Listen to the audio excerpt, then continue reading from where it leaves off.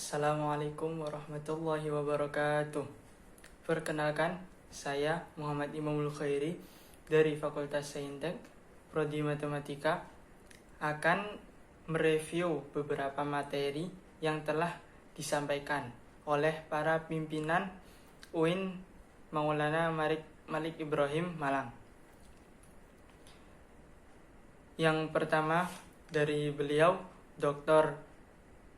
Ahmad Fathah Yasin, MAG, selaku Wakil Rektor Bidang Kemahasiswaan. Beliaulah yang memfasilitasi kegiatan-kegiatan mahasiswa. Beliau berpesan bahwasanya mahasiswa baru UIN Maulana Malik Ibrahim Malang harus menyiapkan diri secara mental dan spiritual. Karena UIN Malang ini berbeda dengan kampus pada umumnya. UIN Malang memiliki cita-cita menegakkan ajaran Islam, meneruskan perjuangan Rasulullah SAW. Di sini beliau menjelaskan tentang yang dimaksud dengan siap mental dan spiritual. Apa sih siap mental dan spiritual itu? Bagaimana? Nah, menurut beliau, kita harus berpikir ilmiah, yakni berpikir dengan dilandasi ilmu pengetahuan. Kita adalah mahasiswa yang berilmu, berbeda dengan yang bukan mahasiswa. Maka kita harus memikirkan sesuatu berdasarkan ilmu pengetahuan. Kita harus mentransformasi gaya belajar kita yang dulunya waktu SMA gaya belajarnya seperti itu. Nah, sekarang kita harus merubahnya menjadi pola belajar perguruan tinggi. Di samping kita harus berpikir ilmiah, kita juga harus berpikir positif. Tidak hanya berpikir, melainkan kita juga harus berperilaku positif, karena itu merupakan gaya khas mahasiswa UIN Maulana Malik Ibrahim Malang. Beliau juga berpesan bahwa mahasiswa UIN Malang harus kreatif, agar ketika nantinya tampil di masyarakat, kita bisa memberikan ide-ide, gagasan-gagasan yang akan bermanfaat untuk masyarakat dan semuanya. Materi selanjutnya yang dibawakan oleh beliau Dr. Hajah Ilfi Nurdiana, SAG MSI, selaku Wakil Rektor Bidang Administrasi Umum, Perencanaan, dan Keuangan. Beliau menyampaikan bahwa 10 tahun ke depan kita akan menjadi pemimpin. Maka dari itu, saat ini kita digembleng agar kita siap ketika kelak menjadi pemimpin. Beliau menyampaikan beberapa pesan kepada kita agar kelak kita menjadi pemimpin yang baik. Yang pertama, pemimpin besar bukan pemimpin yang pandai merangkai kata-kata semata, melainkan pemimpin yang bertanggung jawab. Tidak hanya mengumbar-ngumbar janji-janji semata, melainkan dapat mewujudkannya. Yang kedua, pemimpin yang besar bukan orang yang mudah memprovokasi, dan bukan juga orang yang mudah diprovokasi, melainkan pemimpin yang memiliki jati diri, memiliki pendirian. Tidak pelin-pelan tentu saja. Yang ketiga, pemimpin yang baik memulainya dengan niat yang baik. Nah, sebagaimana kita ketahui bahwa segala sesuatu yang awalnya niatnya baik, maka hasilnya juga pasti akan baik. Yang keempat, pemimpin yang baik adalah orang yang selalu berpikir positif, dan tidak menyalahkan orang lain. Nah, semisal ada tragedi. Nah, pemimpin ini tidak akan menyalahkan keadaan dan juga tidak akan menyalahkan orang lain. Nah, pemimpin ini sebaliknya, beliau melakukan introspeksi kepada dirinya sendiri. Apa sih yang salah? Kenapa sih bisa terjadi seperti ini? Nah, apa gara-gara dirinya atau bagaimana? Beliau mencari solusinya, selalu berpikir positif.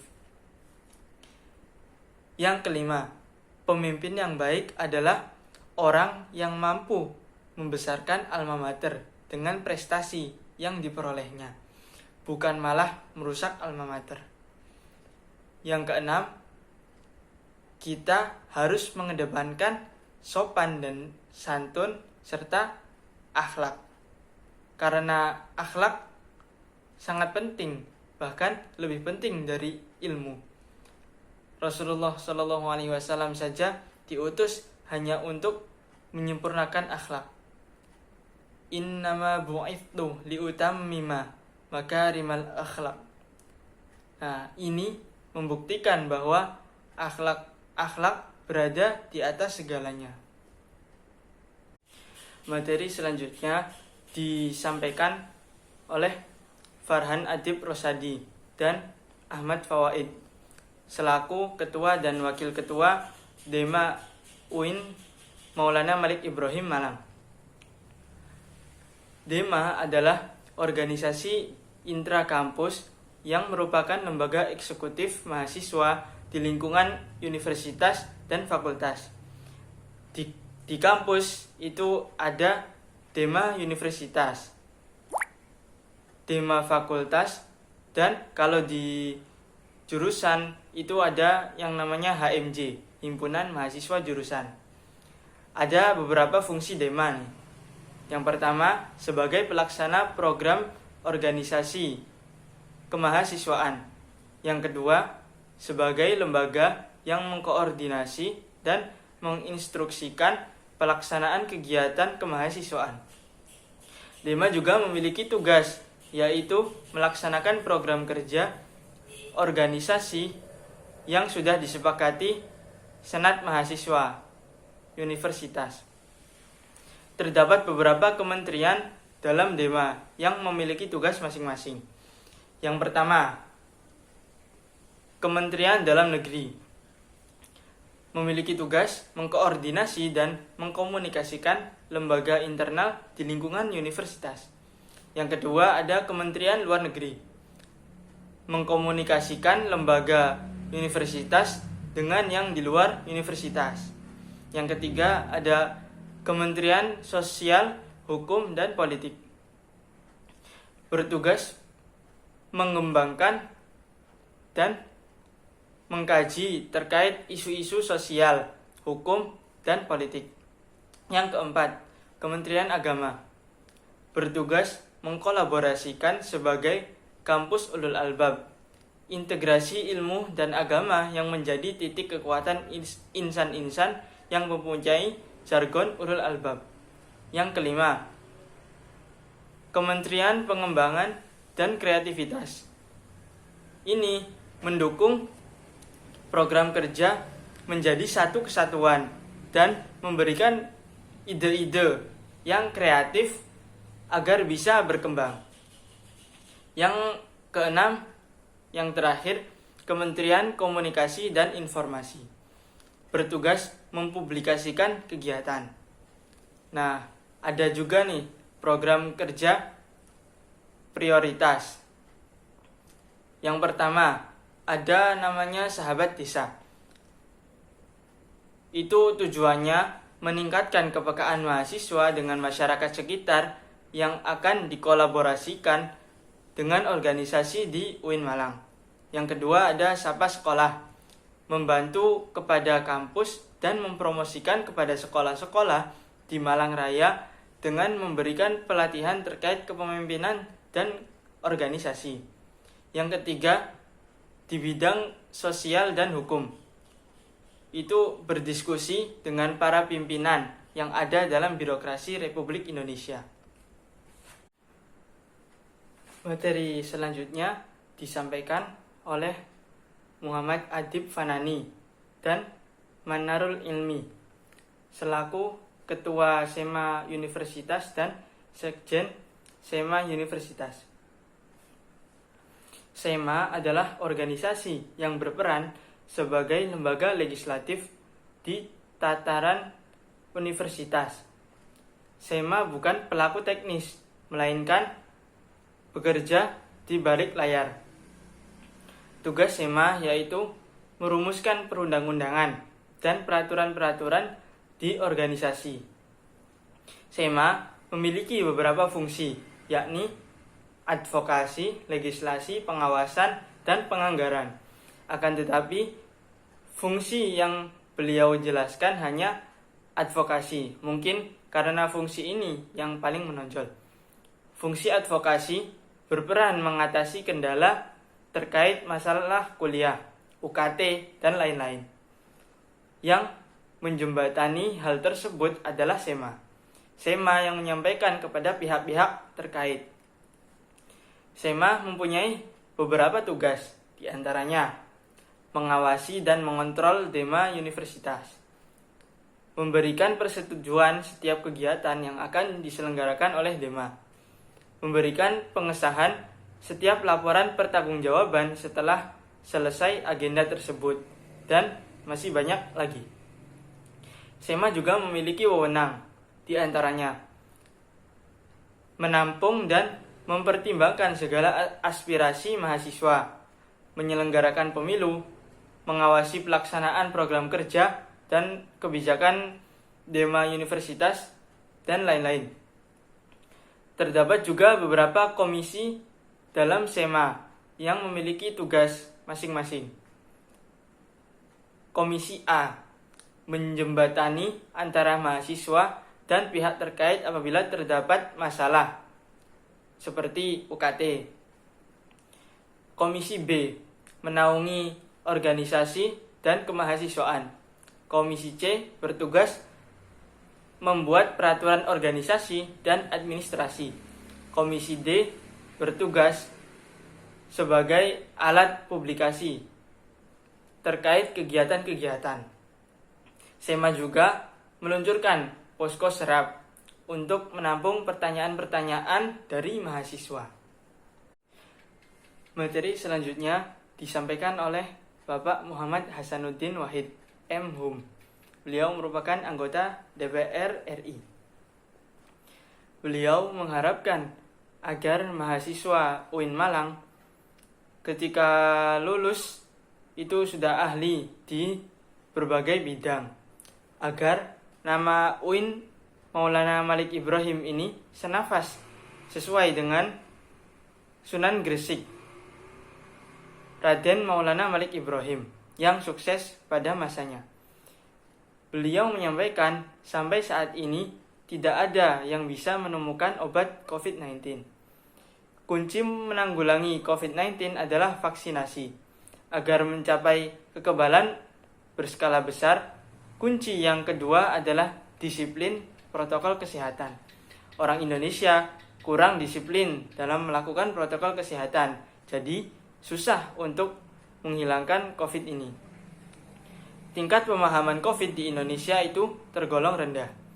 Memakai masker saja susah, gimana mau sembuh dari COVID? Pertumbuhan ekonomi karena COVID semua turun, bahkan di negara lain juga semuanya turun. Dampak di sektor pendidikan, banyak siswa yang putus sekolah karena harus bekerja. Hal ini dikarenakan krisis ekonomi akibat pandemi COVID-19. Ada juga yang putus sekolah karena persepsi orang tua mereka. Lalu ada kebijakan di sektor pendidikan pada masa pandemi ini, yaitu memberikan bantuan kuota data, bantuan subsidi, BLT, dan lain-lain. Kita harus melakukan kolaborasi heksahelix agar terselesaikannya wabah ini, menurut beliau.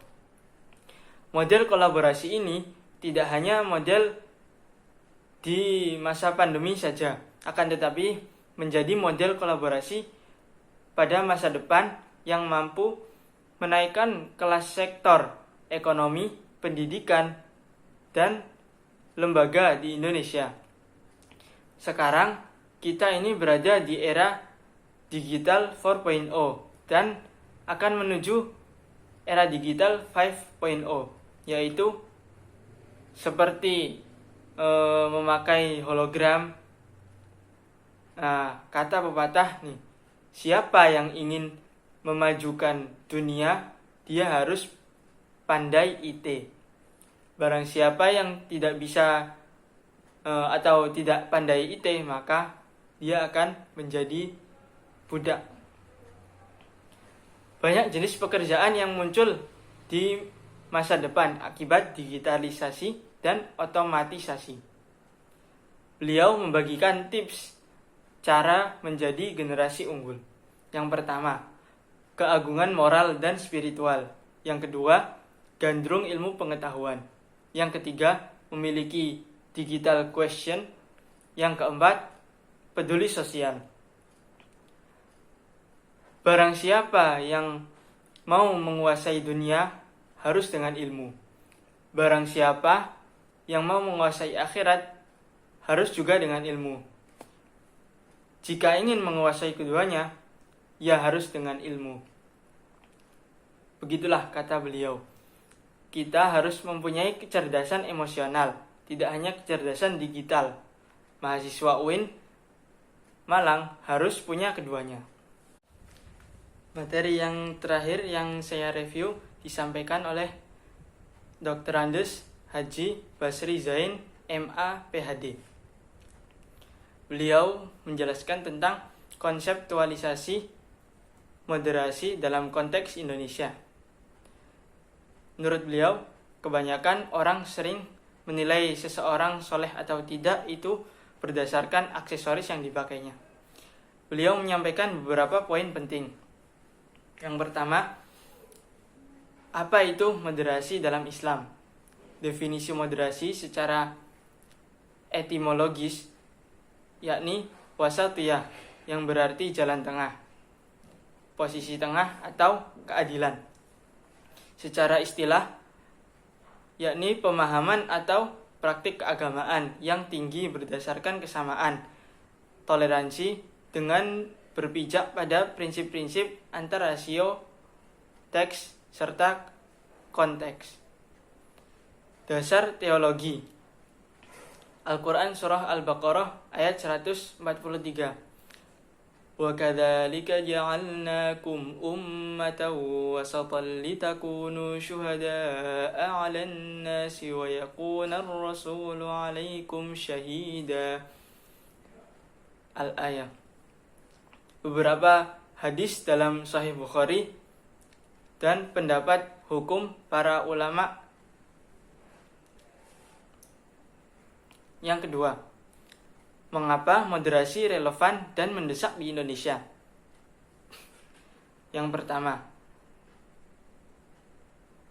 ini karena karakter Islam sebagai agama rahmatan lil alamin yang menjunjung tinggi keadaban dan harmoni antar pemeluk agama. Yang kedua, historisitas Islam di Indonesia. Itu masuknya Islam ke Nusantara ini bukan melalui perang, tetapi melalui dakwah. Yang ketiga, karena karakter masyarakat Indonesia yang lekat dengan kesantunan dan harmoni. Yang keempat, karena ideologi bangsa Pancasila dan moto Bhinneka Tunggal Ika. Poin yang selanjutnya, peran mahasiswa UIN Malang. Nah, mahasiswa ini harus memerankan diri sebagai agent of change dalam memperkuat dan mendiskriminasi agenda moderasi. Mahasiswa juga harus semangat kebangsaan dan keagamaan yang sesuai dengan prinsip moderasi. Yang terakhir, mahasiswa UIN harus cerdas, akademik, religius, dan berkebinekaan. Sekian dari saya.